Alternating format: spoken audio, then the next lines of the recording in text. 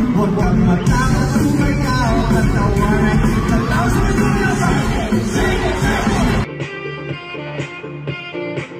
Magandang araw mga kabisdak. Nako, marami nang nadamay sa kabastusan ng syuklang kabayong ito. Aba, Vice President Inday Sara Duterte sumagot na ho tungkol sa kabastusan ni Vice Ganda. At Bia Alonso nakaladkad na rin. Wala na, damay-damay po, tumaya na. Gigil na gigil si Christopher Men kay Vice Ganda. At ang daming mga buwelta, pinagsasabihan itong mga komedyanteng ito na mga oto-oto. Bongbong Marcos, siniraan na rin yun, di ba? Bongbong Marcos, binastos din, pero di ba naiulat natin nakaraan, walang kumampi. Yung kanyang spokesperson, na si Auntie Kererering, hindi kinampihan. Si Bungit, naya-awards na. Oh, ito mga kabisdak, bago po tayo mag-umpisa, pa-like, pa-share, pa-subscribe, at pakipindot po ang inyong notification bell upang lagi po kayong updated sa ating mga video. At maraming salamat sa patuloy na pagsuporta sa Birada Aguila. Sa mga hindi pa po nakapag-subscribe, mag-subscribe po kayo. May kakampi kaya itong si Bongbong? Walang supporter itong si Bongbong Marcos eh.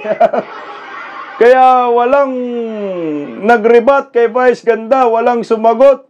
Wala naman talagang mga supporter itong presidenteng ito. Meron mga buhaya sa Kongreso. Kaya magulat-gulat ka nga eh. Mas malala po yung ginawang pambabastos ni Vice Ganda dito kay Bongbong. Walang nagrebat at walang nagalit. Parang okay lang po sa kanila na yung kanilang puon ay ganun-ganunin eh. Pero ito, pakinggan po muna natin bago si Vice President Inday Sara Duterte itong gigil ho ni Christopher Min dito sa grupo ni Vice Ganda. At pinagsasabihan pang mga oto-oto. Ayan ako. Pa-like guys. Hindi lang naman si dating Pangulong Rodrigo Duterte ang kanyang pinaglaruan sa kanyang konserto. Pati ang sitting president, si PBBM, ay talaga naman pong pinaglaruan din. Exactly. Kaya lang hindi masyadong nag-iingay na gaya ng DDS ang mga PBBM supporters. At okay. O, ayan o. Kaya lang daw, hindi masyadong nag-iingay ang mga PBBM supporters. Baka talaga manay, wala ho talagang supporters itong si BBM. O, diba? Ba't hindi siya pinagtanggol? Ba't hinayaan lang siyang bastusin at babuyin ng naturang komedyante? Nakapagtataka naman o, ikaw ay isang supporter, ang presidente, nagagalit na nga ho sa atin tong ibang mga trolls, di ba? Nandito pag nag-content tayo, pero ito, sobra-sobra yung pambabastos ni Vice Ganda kay Ngiwim. Walang nagre-react, di ba? Like Christopher Men. Tuloy nga, oh. yung ginamit po niya dito, si MC at si Lassie. Correct. Na pati nga ako'y nadamay dyan. Dalang sabi, ba't daw sila nandun? Baka daw ako magalit, ang alam daw na kuraw, magkakaaway sila. Baka daw magpalit ng naratibo, Romel. Romel, dalawang araw yan ay dalawang araw yung content yan. Friday and Saturday. Yan, hindi siya nagpalit ng damit, yung blue and white. Pati yung yung gano'n, kay Christopher Bean, gano'n yung content. Bakit lang niya sa entablado si MC at si Lassie. Anong ginawa niya kay MC? Pinangiwi-ngiwi niya ang mukha, ang gawakan pa niya. Alam naman niya na yung issue ng droga, di umano, correct, na gumagamit ang Pangulo, yun ang issue na talagang sinasansala at nilalabanan, ipinagawa pa. Di ba? Alam ng taong bayan, pag ngumingiwi ka, lulong na lulong ka. Kaya nga, Harmful Legal Drug Test eh. Pag gano'n, talagang, ano ka, hangul na hangul ba? sa pulboron. Ayan, galing na kay Christopher Mina. Sasabihin na naman ninyo, ayan, naninira na naman. Hindi Manirisim kasi yan ng mga sa pulburon, mahilig. Glak yung pagka. So, ito, ginagaya no? Ni Vice Ganda, talagang pambabastos sarapan po ito. Walang nagre-react sa kanila. Kasi nga, pinabanatan din po tayo. Anong ibig sabihin ito? Okay lang sa inyo, bastusin ang presidente ninyo? O talagang walang mga supporters talaga itong si Bongbong Marcos? Yung mga trolls na panay comment sa ating comment section, yan ay mga piking tao. Kasi kung meron talagang supporter si Bongbong, dapat pinutakti na rin itong si Vice Ganda ng supporters nila. Wala talagang nagtanggol Ito naman si MC, parang uto-uto. Ginawa naman niya. At si Lassie rin, para rin uto-uto. Nagpa-PRRD at nagmura pa. At ito yung kawawa, itong dalawang baklitang ito. Wala, nagamit rin sila Ano bang naitulong ni Vice Ganda sa kanila? Bakit pumayag lang po silang gamitin? Naggiwi-ngiwi rin siya ganun Yung isa, nagmura din Putya, meron pang mga mga politiko nanonood, tawa rin po sila dyan Wala, kabastusan lahat yung nangyari Sabi pa, anong sabi niya? Baka daw magpalit ng naratibo. Wala daw tayo magiging content. Lassie, MC, lalo ka na MC. Maano ngang magpakatotoo ka? Ano ba sinabi mo kay Vice? Ano malay namin sa nangyari sa Palawan? Anong alam namin sa Showtime? Hindi man kami kasama dyan. Anong alam namin sa pagkakaibigan nyo? Anong alam namin tungkol dun sa Vice Comedy Club? Comedy Bar. Kanino ba galing yung mga kwento? Mano nga huwag kayo, mag-reality check ka, Vice. Sa palibot mo lang ang mga ahas na tumutuklaw sa'yo. Pwede ba? Magtigil nga kayo. Magpakatotoo nga kayo. Anong content? Inimbento namin yung kwento? Hindi kami nag-iimbento ng kwento. Binasa kami. Alam mo yan, MC. Nako ha, wag na kayong mag-utuan. Wag na kayong mag-utuan, Vice Ganda. Alam nyo, ako wala naman akong pakialam dyan sa mga showbiz issue. Kaso nga lang po, itong si Vice Ganda, kinakaladkad po tayo. Sila po yung nag-umpisa. At hanggang ngayon, ito, bumubuntot pa rin tayo sa mga isyong ito. At gusto po nating makitang luluhod at lalagapak itong si Vice Ganda sa kanyang karira. At kailangan magantihan po itong si Vice Ganda at makarma ito at maparusahan. Darating ang panahon, tayo naman din yung tatawa dito sa baklang kabayong ito. Ito yung talagang matinding kalaban niya, si Christopher Min, gigil na gigil Huwag na daw mag-utuan. Ayan. Kaya kawawa yung ibang komedyanteng nagamit. Huwag na kayo mag-utuan. Huwag nyo kaming gamitin. Okay? Exactly. Nakakaloka. Hindi ko dapat makalimutan ito. Nandun si Bea Alonso sa audience. Ayan na. Kasi inano na naman nila, yun na namang demanda. Ito na naman. Kaladkad na rin si Bea Alonso. Ang ganda ng segment na to Vice Ganda Ang ganda ng content, kontitan tayo dito. Maganda yung ginagawa mo, kaladkad na lahat ng mga celebrity dito. Bakit nakaladkad si Bea? Sabi niya, may magtatanggol sa atin, sabi ni Caballo. Si Bea Alonso, alam mo, pupurihin ko sa Bea Alonso Kasi ang ginawa niya, parang gumaganon siya. Parang lang, sa kinaswal niya lang yun. Parang kinaswal niya. Parang umiiwas siya. Ganun, ang taong nag-iisip. Di ba? Hindi nagpapagamit. Exactly. Yun. Ay, Vice, walang forever. Kinasuhan yata si Christopher Min ni Bea Alonso. Pero okay na yata Tapos parang pinapalabas ni Vice Ganda, may magtatanggol sa kanya si Bea Alonso. Parang hindi yata pinatulan ni Bea Alonso itong mga birada ni Vice Ganda. Pero may video po akong ipipli mamaya. Sumayaw naman si Bea Alonso. Damay-damay na. Tuloy Ever sa mundong ito, karma is real. Lulubog din ang araw. Tama, ang araw nga po, lumulubog. nagtatago sa likod ng mga ulap, di ba? Aha. Gumagabi. Plastic pala yan, 2 bakla na yan ay nakakainis. Nako, si Lassie. Sabi ni Dim si Ignacio, alam nyo, marespeto kami sa mga Becky, lalo na ako. Ang karamihan po ng mga anak-anak ko, puro Becky. Ang lakas po ng aking pagrespeto sa LGBTQIA plus community. Mahal na mahal ko ang ladlad. Mahal ko ang lahat. Andiyan si Ambet Nabos makakapagpatotoo kung paano kong inorish at mahalin ang mga bakla kong kahanay. Pero ang mga bakla na walang paninindigan, dapat sa kanila hindi na sinusuportahan. Exactly. Hindi talaga dapat. Grabe. Okay.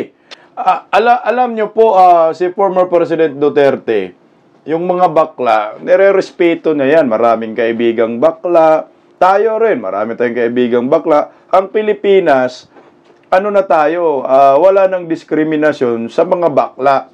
Sadyang, meron lang talagang mga abusadong mga bakla, mga bastos na mga bakla, na kailangan din nating pagsabihan at magalit din tayo. At kailangan din matuwid sila at punain, criticize yung mga kabastusan nila. Dahil hindi naman komo sila po ay bakla, exempted na po sila sa kanilang kabastusan. Hindi po pwede yun. Kailangan pa rin po, tayo ay Pilipino, tingnan pa rin po natin yung mga mabuting asal. Hindi po pwedeng, dahil bakla ka, nagjojoke ka, no? Kailangan mong mambastos ng kapwa. Si Tatay Digong, nire-respeto yung mga kabaklaan, Gender equality sa Davao City. Pero itong ginawa ni Vice Ganda, hindi ito, pwedeng palampasin talaga. At kailangan po natin itong bantayan na dapat maparusahan po ito. Ako, hoping pa rin po ako sa persona non grata ng Davao City. Yun ang nakikita ko po dyan, mga kabisdak. Pero mamaya, si Vice Ganda, natanong, si Vice Ganda, puro kasi Vice Yung isa, Vice na piki, Vice pangit Si Vice President Inday Sara, Si Vice President Inday Sara, natanong man yan patungkol kay Vice Ganda. Mamaya, ipiplike po yung video. Pero, balikan po muna natin itong sinabi ni Christopher Min na si Bia Alonso ay nadamay na rin Pero wala. Nasama rin si Bia Alonso. Pinapasayaw ni Vice Ganda si Bia Alonso. At di ba mayroong boyfriend si Bia Alonso, hindi yata si Liberty. Mukhang hindi maganda yung nararamdaman. Pipli lang po natin yung pagsayaw ni Bia Alonso. Narito po. Ayan nasa kaliwa yung boyfriend ni ni Bia yung nakakulay itim. Ayan. Wala, ganyan lang talaga. Manggagamit ka ng mga sikat na celebrity, sikat na politician para mapag-usapan at mag-trending. Ito yung ginagawa ni Vice Ganda. Alam mo yung pagsayaw dyan ni Bia Alonso, sa tingin ko lang medyo iba yung pakiramdam ng boyfriend ni Bia Alonso dahil hindi yata celebrity Hindi sanay sa ganun. Medyo nagulat, yung boyfriend ni Bia Alonso dyan. Pero ito na nga, nakaladkad na sa isyong tungkol sa kabastusan ni Vice Ganda. Paano kasi sinasama sa joke-joke Diba, nabanggit si Bia Alonso, may kakampi tayo. Siyempre, magre-react si Christopher Min, kaya dugtong-dugtong na ang mga isyo. Isyo sa politika, isyo sa mga artista. Magaling gumawa ng kabastusan itong si Vice Ganda kasi damay lahat pati mga ordinaryong Pilipino nadadamay Mantakin mo ito Meron ding isang politician nandyan, tuwang-tuwa, buwisit Binuto pa ito ng mga iglesia ni Cristo. Narito po, Ayan, tuwang-tuwa pa, Senator Ba, magandang gabi po. Ayan, si Bam Aquino. Ganda at Regine Velasquez, palakpakan naman natin. Tingnan mo. Enjoy yung asawa ko, sayo na sayo kanina pa. Enjoy na enjoy daw yung asawa. Huwag kang magsumayaw. Ayan, sumayaw pa.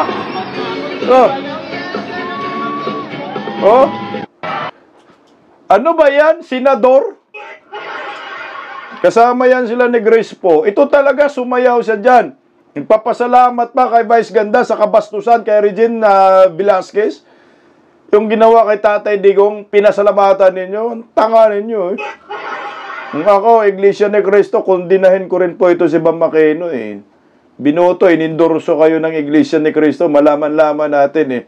Nandyan kayo sa concert ng mga kabastusan na binabastos itong si former President Duterte. Alam naman natin ng Iglesia ni Cristo, suportado si Tatay Digong at nire-respeto ng Iglesia ni Cristo. Pero itong si Bam Aquino, sinusuportahan po yan ng Iglesia ni Cristo. Alam naman natin yan, nakaraang eleksyon, nandyan pala ang buklo na ito. Nagpapasalamat pa kasi natuwa daw. Sana ho, kayong mga senador, magiging sensitive din po kayo. Napaka-insensitive po ninyo. Ibig sabihin niya, ang ginusto ho ninyo, yung pambabastos ng naturang komedyante kay Tatay Digong. Kasama na rin si Bongbong Marcos. O, tingnan mo magulat-gulat ka dito dahil wala pong nagtatanggol kay Bongbong. Naipli ko ito nakaraan, ipli muli natin kasi sabi naman ni Manay, oo, binabanatan din naman si Bongbong pero ang mga DDS talaga ang nagre-react kasi sobra-sobra yung kabastusan. Pero dito, mas mamalala po. Ang hiling-hiling. At tingnan mo, pakinggan natin. Ba't kayo nandito magagalit si Christopher Min? Ayan. Banggit si Christopher Min kasi dyan eh. Alam niyo, magkakaaway tayo, sisirain niyo yung narrative. Mawawalan sila ng content. Ba't kayo nandito? Ayan yung kwininto ni Christopher Min, ha? Siyempre. Kaya na-appreciate ko, kahit busy-busy ang ating Pangulo sa Malacanang. Ito na, tingnan nyo, ha? Tingnan nyo. Pangulo, bumati ka naman. Oo, si Senator Grace nandiyan. Bumati ka ng mahal na Pangulo. Nandyan si Senator Grace po. All our fellow Filipino. Hindi dyan eh. Pangiwi-ngiwi pa dyan eh. Pinas dapat ay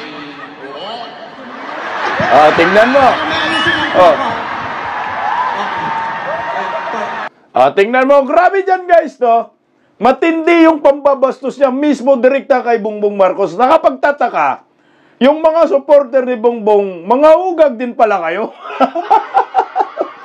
Ang tatangingot nyo. No? Hinayaan nyo ito, hindi nyo binabanatan si Vice Ganda, hindi kayo nagre-react, o baka naman talaga, walang mga supporter, itong si Bongbong, mga trolls lang meron sa social media. Pero pati mga trolls, blackout pundido. Mukhang hindi kasama sa kontrata ng mga trolls ito na pagbabanatan ng mga komedyante itong amo nila, huwag kayong sumagot. Ang tanging nakalagay siguro sa kontrata nila para sa ating mga DDS political vloggers. Pag mag-content tayo, pag bumana tayo kay Bongbong, sasagot sila. Pero dito magulat ka eh. Matindi ho yung pambabastos ni Vice Ganda kay Bongbong Marcos na hindi man lang nag-react. Pati yung spokesperson na attack dog ni Bongbong na si Auntie Claire, hindi rin nag-react. Alam mo ang ginawa ni Auntie Claire? Mas umatake pa sa ating mga Duterte diehard supporters kaysa protektahan niya, depinsahan niya yung pangiwi-ngiwi dyan ng sinong artista niya? Kamukha ni Bongbong eh. Yan ba yung Lassie? Sorry hindi po ako familiar sa mga komedyante dahil mga bastos sa mga komedyante, hindi ako nanonood eh. O ito, kitang-kita ho. Mga kabisdak, yung pambabastos kay Bongbong. Ako po nagtataka. Naka-ilang play na po tayo ng ganyan. Kapag usapan natin, bakit walang mga supporters si Bongbong na nagtatanggol sa kanya? O talagang wala naman talagang supporter? Ito, mga kabisdak, imbis na iribat ni Auntie Claire yung ginagawa at kundinahin yung kabastusan ni Vice Ganda kay Bongbong. Alam niyo paano ginawa niya? Tayo yung binabanatan, no? Wala, atakdog lang talaga itong si Auntie Claire para sa mga Duterte at para sa atin. Ang sabi niya, bakit napipikon yung DDS sa ginojok sa ex-president Duterte? ginagamit na joke ito ni Vice Ganda. Joke naman lagi yung sinasabi ni Duterte eh. Alam mo, Auntie Kririring, ang pagjo-joke nilalagay sa tamang panahon, tamang lugar. Nakita mo naman anong nangyayari kay Tatay Digong. So, ibig sabihin yan, Auntie Kririring, wala kang respeto sa mga nakakatanda, sa senior citizen.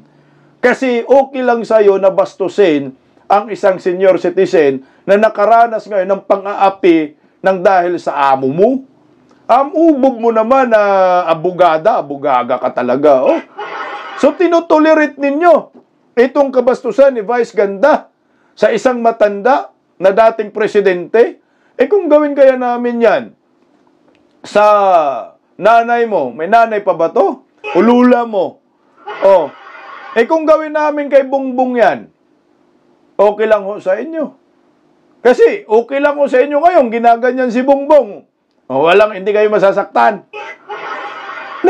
Meron pa rin tayong tinatawag na good manners and right conduct. Dapat kayo, spokesperson, diyan sa Palacio de Polvoron, unahin ninyo yung sobra-sobrang pagjujok at pangbabastos below the belt. Tinutolerate ho ninyo eh. Hinahayaan po ninyo na okay lang, parang okay lang mo sa inyo yung ginagawa ni Vice Ganda, walang problema yan. Goods yan. So ito na yung new normal. So magiging bastos tayong lahat. Pagbabastosin namin ng todo-todo si Bongbong Marcos, okay lang sa'yo. Baka pipiyo kayo at makasuhan kami. Bakit ayaw niyong kasuhan ngayon si Vice Ganda na sobra-sobra yung panggagaya, binabanggit ang pangalan ni Bongbong, nababanggit pa yung pulburon? Di ba ho? Ganun eh. Di ba ho? Alam naman natin yan eh. Takot sa hair follicle drug test. O bakit ayaw niyong kasuhan? O kami tuloy yung inaatake ninyo. O di malinaw ho. Kayo ay nagiging spokesperson, ay attack dog po kayo ng mga Marcoses laban sa aming mga Duterte diehard supporters at sa mga Duterte. Saan ka kumukuha ng komintong iyan? Diyos ko, abogada o abugaga? Kagaya ho nito, mayroon pang isa, si Tabi, talagang kamukha ni Ngiwim. Imbis na sila po ang mangunguna para itama yung mga maling ginagawa ng mga bastos na mga komedyante, tinotolerate pa ho nila. Tusok na tusok daw, baon na baon ang bastos ng kongresistang ito. Alam niyo pa kung sino? Si Percy Tabi. Pakinggan natin. Speaking truth to power, most potent when it makes people laugh. Ibig sabihin, tagos na tagos at tusok na tusok. Laughter is not only the best medicine, it is also the best wake-up call. Mabuhay kami, may Vice Ganda. Maraming salamat sa pagpapatawa ng may pagmumulat at paninindigan. At kung sakali mga persona non grata ka, kiri lang yan. Dahil sa aming puso, may Vice, ikaw ay persona bonggang-bongga. Buha nga! Personang bonggang-bongga? Tusok na tusok, baon na baon, pagmumulat, babastusin mo yung isang matanda, pamumulat, NPE na NPE ha. Hindi ganun ang tamang pag-uugali. Ang pagmumulat, daan mo sa tama. Pero ito walang pagmumulat dyan. Pagmumulat dyan sa kabastusan ni Vice Ganda. Pagmumulat dyan sa kabastusan ni Vice Ganda sa mga senior citizen at walang pagre-respeto sa dating Pangulo ng Republika ng Pilipinas. Sige, ma-persona non grata, kere lang daw. Okay, malaman po natin, ma-persona non grata ho talaga kayo. Darating ang time dyan. Relax lang kayo. Kasi itong mga ginagawa ho ninyo na kabastusan, hindi na po ito pwedeng papalampasin pa. Kagahapon, merong inilabas ang sangguniang panglungsod na hindi daw ho nila napapansinin. Pero by this time, mukhang kailangan na po itong pansinin. Kasi unang-una tinutolerate, sinasakyan ng mga dilawan. Sila po ang may utak nito, dilawan, pinklawan.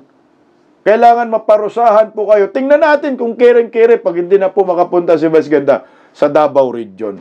Ito, may sagot dyan yung kaibigan natin, kay kay Percy Tabi. Laging may nakakiling, oh.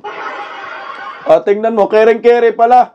O, banat, kaibigan. Clarification. Duterte versus Vice Ganda. Aha. Linawin natin to. May iba dyan, kinukumpara ang sinasabi nilang pambabastos daw ni Tatay Digong sa ginawa ni Vice Ganda. Makinig ka, kerereng. Huwag niyong ikumpara.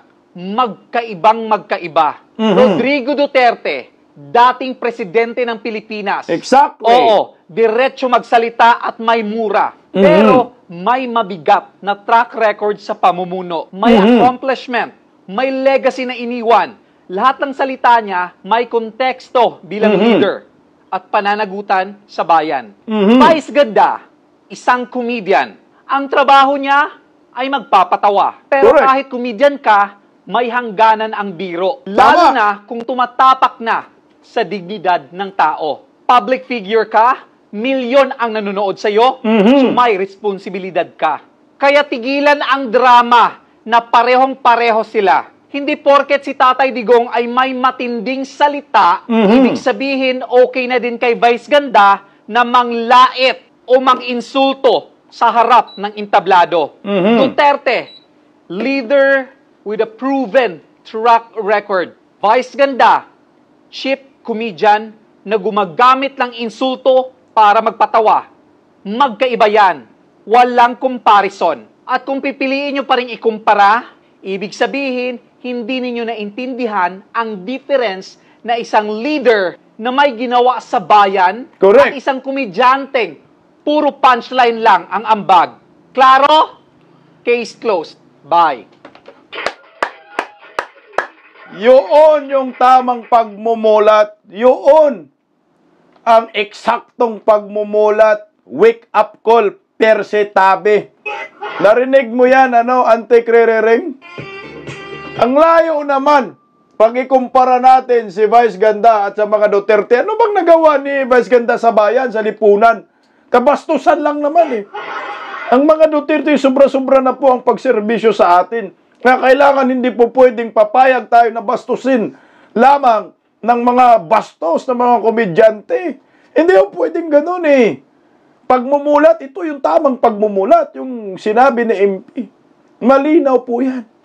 Tusok na tusok. O ito, response para kay Tabi, Mga talunan, eto ang tagos na tagos at tusok na tusok. Wait. Tagos na tagos. Tusok na tusok.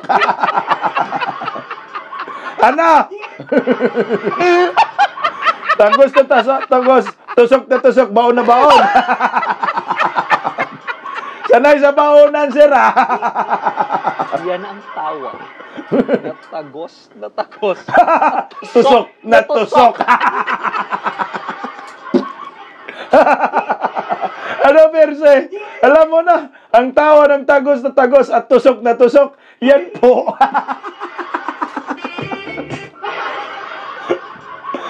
Grabe talaga yung kaibigan nating Mang Okray. Alam niyo po ba, si Vice Ganda, kung sa tingin niya tama yung ginagawa niya, bakit hindi po siya pumasok sa issue time pagkatapos ng kanyang pambabastos kay former President Duterte? Dahil alam niya na mali yung ginagawa niya. Hindi siya pumasok, binugbog siya sa social media, kinuyog, Ayan na, Vice Ganda escapes issue time after jet ski holiday concert skate. Ayan paano ka papasok doon? Kung sa comment section, talagang ibabash ka. Tingnan natin kung papasok siya ngayon. Malamang, hindi rin Dahil bugbugin ka ngayon ng mga DDS sa social media, sa comment section. At baka may magalit pa sa'yo. Nandun mismo sa studio na supporter ni Tatay Digong. Malay natin, kinahihiya mo rin yung ginawa mo. Baka na-realize na hindi maganda yung nangyayari. Malamang sa malamang, madadamay rin po yung nanay mong matanda rin, 80 anyos. Ganun yung sukli dyan. Kung magtanim ka ng kabastusan, aani ka ng kabastusan, okay lang sana kung ikaw yung mababastos. Kung yung nanay mo. Iwan ko ba kung tatanda itong si Vice Ganda sa kanyang ginagawa. Mukhang hindi ho tatanda ho ito dahil nga ang ginawa ho niya kay Jessica Soho na ulit muli dito kay former President Duterte. Kailangan parusahan ho ito para tumanda sa kanyang kabastusan. O ito, nagkomento si Vice President Inday Sara dito, tinanong si Inday, kaso nga lang, mukhang hindi pa napanood ni Inday Sara yung kabastusan ni Vice Ganda. Baka pag mapanood ni Inday Sara, bulilyaso ka, Vice Ganda. O ito, sagot ni Vice President Inday Sara dyan. Again, wala ko kabasa sa joke or nakakita sa joke kung asa siya. But kung unsa man ang decision sa City Council of Davao, it has to be a majority decision. Correct. And the City Council of Davao is the correct body to declare a persona non grata diri sa ang syudad because they are representatives of the 3 districts of Davao City. Malinaw yung sinasabi ni Inday Sara, ha? Majority dapat ng City Council ng Davao City ang magdesisyon kung ideklara bang persona non grata itong si Vice Ganda. Pinapaubaya na ni Inday Sara sa Davao City Council. Ngayon, ito yon. Yung nagpahayag po kagahapon ay si Rigo pa lang, isa pa lang. So ngayon talagang meron din kumakalat na draft ng persona non grata labang kay Vice Ganda. Ang sabi, hindi daw po yun totoo. Pero ito, malinaw po dito sa sinasabi ni Vice President Inday Sara, bahala po kayo, City Council. Hindi po sinabi ni Vice President Inday Sara, wag nyo po yan, persona non grata. So, posible po, ma-persona non grata itong si Vice Ganda. Aabangan na lang po natin dahil majority decision yan ng City Council. Madali lang naman magpasa ng resolusyon na yan Mag-drop lang sa City Council, i-approve lang yan. Nang maparusahan na po itong si Vice Ganda at nang makarma at